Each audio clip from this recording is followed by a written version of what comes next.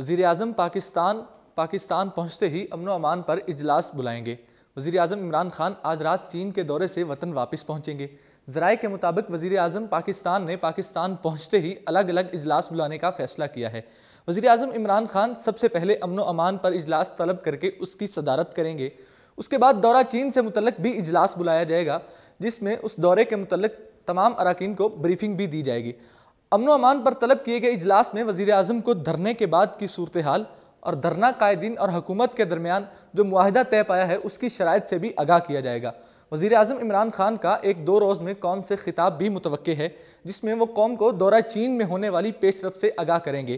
یہاں ہم اپنے ناظرین کو یہ بھی بتاتے چلیں کہ وزیر اعظم کا عمران خان کا دورہ چین کے موقع پر دونوں ملکوں کے درمیان ہونے والے 2 طرفہ مذاکرات پر مشترکہ اعلامیہ جاری کر دیا گیا، جس کے مطابق دونوں جانب سے 15 معاہدوں پر دستخط کیے گئے۔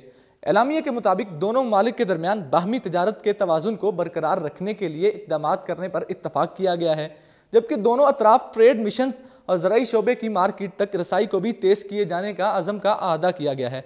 چین پاکستان فری ٹریڈ معاہدے کا دوسرا مرحلہ جلد از جلد مکمل کرنے کے علاوہ پاک چین معاہدہ برائے تجارتی سروسز پر بھی بات چیت بڑھانے پر اتفاق ہوا ہے۔ اعلامیہ کی روح سے مشترکہ اکنامک ایکشن کا آئندہ اجلاس اگلے سال کے شروع میں ہی بلانے کا فیصلہ کر لیا گیا۔ اسٹیٹ بینک آف پاکستان اور پیپلز بینک آف چائنا کے درمیان تعاون بڑھانے پر بھی اتفاق کیا گیا۔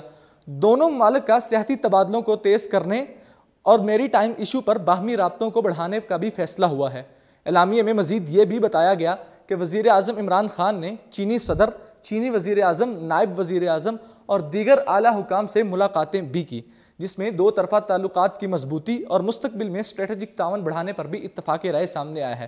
ان ملاقاتوں میں روایتی گرم جوشی اور باہمی تعلقات کی مضبوطی سمیت اعتماد کی فضا بڑھانے پر بھی غور و خوض کیا گیا۔ 2 طرفہ علاقائی اور بین الاقوامی معاملات پر بھی تفصیلی تبادلہ خیال کیا گیا، جبکہ پاکستان اور چین میں اسٹریٹجک پارٹنرشپ کے نئے دور کا آغاز کیا جا رہا ہے۔ مشترکہ اعلامیہ میں کہا گیا کہ پاک چین دوستی نے حکومتوں اور اعلیٰ سطح کی تبدیلیوں کے باوجود وقت کی آزمائش کا سامنا کیا۔ چین اور پاکستان میں تعاون دونوں ممالک کے عوام کے مفاد میں ہے۔ پاکستان کے تعلقات خارجہ پالیسی میں چین سب سے زیادہ اہم ہے۔ مشترکہ مستقبل کو سامنے رکھتے ہوئے دونوں ممالک کی کمیونٹی کو قریب لانے پر بھی اتفاق کیا گیا، کیونکہ دونوں ممالک ہمسائے قریبی دوست، آہنی بھائی اور قابل اعتماد شراکت دار بھی ہیں۔ اس باہمی دوستی اور تعاون کا خطے اور خطے سے باہر بھی امن و استحکام قائم کرنے میں بہت اہم کردار ہے۔ چین کی جانب سے یہ بھی کہا گیا کہ چین پاکستان کے ساتھ تعلقات کو خارجہ پالیسی میں اولین ترجیح دیتا ہے۔ چین نے اہم معاملات پر پاکستان کی مسلسل اور مضبوط حمایت کو سراہا اور پاکستان کی خود مختاری، آزادی، علاقائی سالمیت اور سیکیورٹی کے لیے حمایت کا اعادہ کیا۔ پاکستان نے معاشی ترقی میں چین کی حمایت اور تعاون کو بھی سراہا۔ دونوں ممالک کے وزرائے خارجہ کے درمیان اسٹریٹجک مذاکرات کے میکانزم وضع کرنے پر بھی اتفاق کیا گیا۔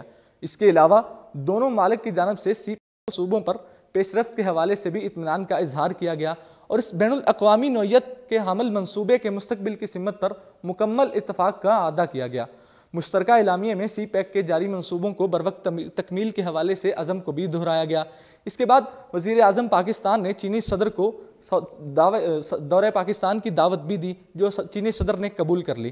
اب وزیر اعظم پاکستان تشریف لا رہے ہیں واپس، آتے ہی انہوں نے اجلاس بلانے کا فیصلہ کر لیا ہے۔ یہ اجلاس بلا کر اس کے بعد وہ قوم سے خطاب بھی کریں گے، قوم کو اپنے دورے کے اوپر اعتماد میں لیں گے۔ لیکن وزیر اعظم پاکستان نے وزیر اعظم بننے سے پہلے ایک وعدہ کیا تھا قوم سے، جو انہوں نے کہا تھا کہ ہم پارلیمنٹ کو مضبوط بنائیں گے۔ وزیر اعظم پارلیمنٹ میں جواب دہ ہوگا۔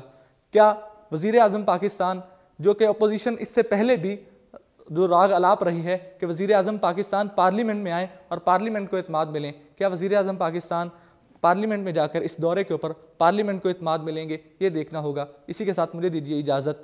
اللہ حافظ۔